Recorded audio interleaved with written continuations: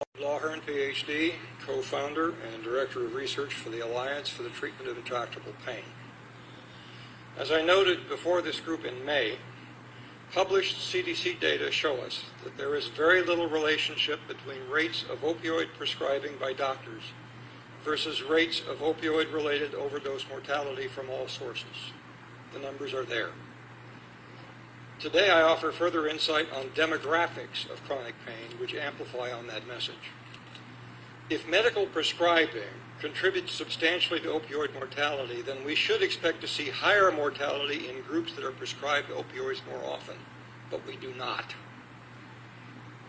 People over 50 are prescribed opioids 250% more often than youth and young adults.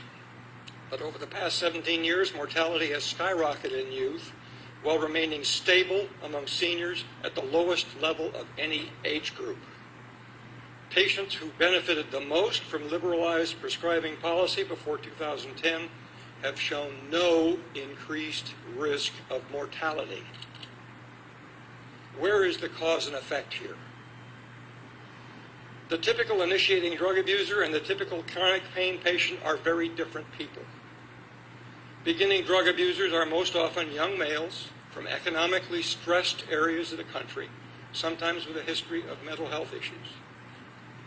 But while both men and women become pain patients, by a ratio of 60-40, chronic pain patients are most often women of middle age or older. If the patient's life is stable enough to see a doctor, they are almost never found to be abusers.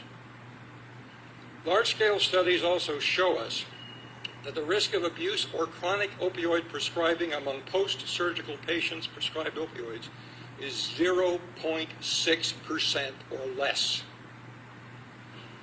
Yet prevailing public policy at this moment seeks to save this small minority by restricting or denying pain treatment to 99.4% of patients. Where is the justice in that? You need to be guided by a quote from Dr. Nora Volkow, who addressed this task force in May. This is from New England Journal of Medicine. Unlike tolerance and physical dependence, addiction is not a predictable result of opioid prescribing. Addiction occurs in only a small percentage of persons who are exposed to opioids, even among those with pre-existing vulnerabilities. The article is worth reading.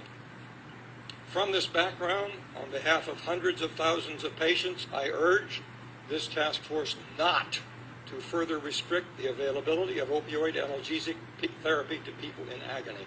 The medical evidence does not support that step.